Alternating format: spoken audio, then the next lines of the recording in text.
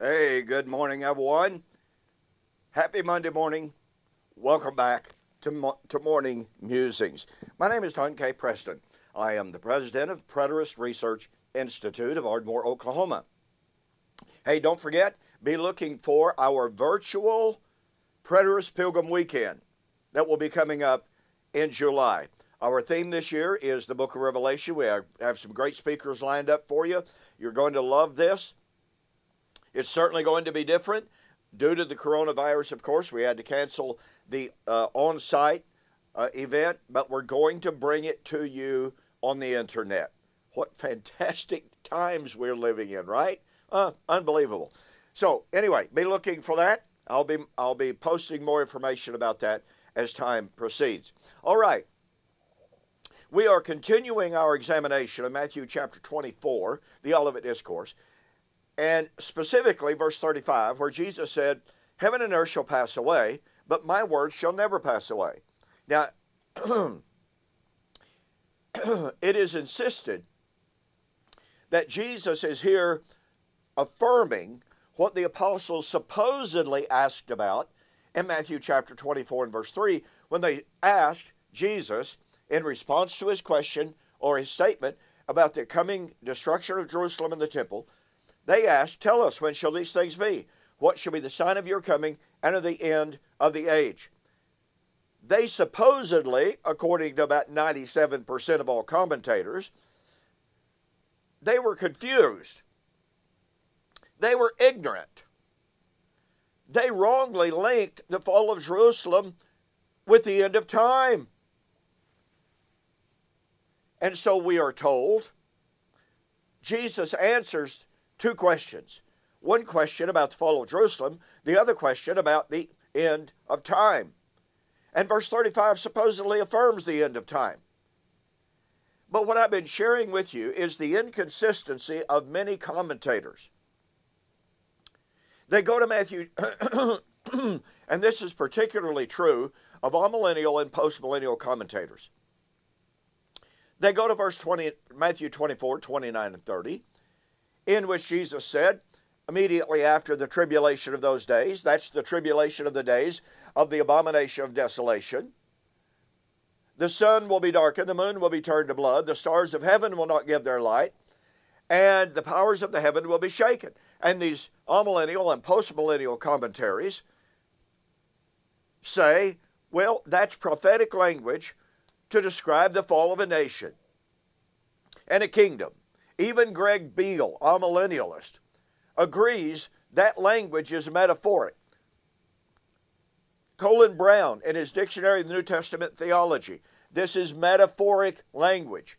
N.T. Wright, R.T. France, on and on and on. Scholars recognize that verse 29 through 31 is metaphoric, hyperbolic, figurative, apocalyptic language. But then what do? They go to verse 35 where Jesus said, "Heaven and earth shall pass, but my word shall never pass away." And they say, see, here we're talking about the passing of literal physical heaven and earth. Why isn't the passing of heaven and earth in verse 35 the passing of heaven and earth of verse 29 and 30? By the way, I think I wrongly ascribed that belief, that inconsistency, to Gary DeMar the other day. Gary DeMar doesn't take verse 35 as the end of literal physical heaven and earth. So, nonetheless, the majority of amillennial and postmillennial commentators do. But of course the question is, was Jesus in fact affirming a yet future time of the passing of heaven and earth? I have been showing you over the last couple of videos, 2 or 3 videos, in which this language of the passing of heaven and earth is typical, it's almost the vernacular of the prophets, not to describe the end of material creation, but to describe the end of a nation, a kingdom. It is typical prophetic language, never intended to be taken literally. As a matter of fact, if you take it literally, then you have to take the position that God's prophecies failed. Because you see, In Isaiah 13, heaven and earth was to pass away at the destruction of Babylon. But in Isaiah 34, which we're about to look at, heaven and earth would pass away at the destruction of Edom in 583 BC. Oh, wait a minute. Babylon, they did not fall in 583 BC. The fall of Babylon was at the hands of the Medes and the Persians, somewhere around 512 BC, if memory serves me correctly. And so you've got a huge disparity here. The same identical language of the passing of heaven and earth is used of two separate events, widely separated in time. Let's look at Isaiah 34. The Lord said, "Come near, you nations, to hear. Heed, you people, let the earth hear, and all that is in it, the world and all things that come forth from it. For the indignation of the Lord is against, against all nations, and his fury against all their armies. He has utterly destroyed them. He has given them over to the slaughter. Their slain shall be thrown out. Their stench shall rise from their corpses." Now watch. "The mountains shall be melted with their blood. All the host of heaven shall be dissolved, and the heavens shall be rolled up like a scroll. All the host of heaven shall fall down as the leaf falls from the vine, and as the fruit falling from a fig tree." Well, the problem here for those who want to take language literally is that we are told down here in verse 6, this is a very specific prophecy concerning the destruction of Edom and her capital of Basra. That's what it says. Verse 6. Verse 8, "For it is the day of the Lord's vengeance, the year of the recompense for the cause of Zion." So, we have here the prediction of the destruction of Edom. Well, it's really fascinating that as you continue reading Isaiah chapter 34, the description of it is that, I'll just read it. Verse 14. "The wild beast of the desert shall also meet with the jackals, and the wild goat shall bleat to its companion. The night creature shall rest there and find for herself a place of rest." So here's the destruction of Edom. Now wait a minute. As I pointed out in an earlier video, here is the destruction of Edom when the entire earth is melted. The entire cosmos is dissolved. And yet here we find in verse 13 and 14, "Wild thorns shall grow up in its palaces. The jackals will be there. The cormorant shall be there. It will be a courtyard for ostriches. Wild beasts of the desert shall meet with the jackal, and the wild goat will bleat there." Wait a minute. If the earth is dissolved, if the mountains melt, and oh, by the way, in verse 8 and following again, if the dust catches on fire and burns forever and forever and forever, how are you going to have animals living there? How does that work? The amazing thing here is, and for time consideration I've got to hurry, but in Malachi chapter 1, the Lord poses the challenge to Israel, and he says, "I have loved you."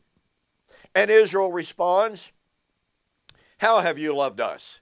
And the Lord says, "I hated Esau and I loved you." And in a virtual citation, in a virtual quote of Isaiah 34, the Lord said, "I've made his mountains desolate, a habitation for the jackals." In other words, here's Isaiah 34. Now wait a minute. Isaiah 34 predicted the destruction of heaven and earth at the day of the Lord. And that destruction of Edom would be when the jackals would inhabit the capital of Basra and her cities. But Malachi chapter 1 looks back on the destruction of Edom as an accomplished reality. Well, that demands that unless you're going to argue for a restored Edom and Basra, which unfortunately our dispensational friends sometimes do, but unless you're going to argue for that, then you have prophecy stated, prophecy fulfilled, but that means that the prophetic language of the passing of heaven and earth is metaphoric.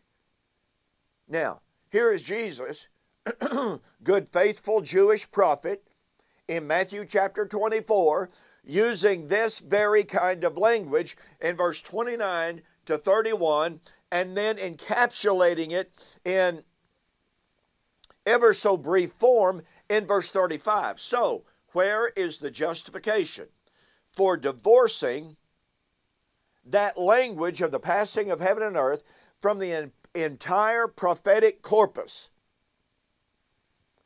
especially in the light of verse 29 and 30? How do you divorce verse 35 and make it prosaic, literal, when he's just used the language of passing of heaven and earth metaphorically? Where's the distinction? What's the hermeneutic? I don't believe there's any contextual justification for that. And we'll have more on that. In the meantime, you need to get a copy of my book, The Elements Shall Melt with Fervent Heat, in which I discuss all of this. And I chronicle many, many other passages which talk about the destruction of heaven and earth and how they are related to Matthew chapter 24 and verse 35. One of those Old Testament prophecies seems to be directly echoed from Isaiah, or seems to be an echo of Isaiah chapter 51. You might want to read that in preparation. Go to my website, donkpreston.com, bibleprophecy.com. Go to the store, order the book, The Elements Shall Melt with Fervent Heat, and send me a note that you saw the offer on YouTube or Facebook, and I'll refund your shipping. That will save you $5. Well, thank you for joining me this Monday morning on Morning Musings. I will see you on the flip side.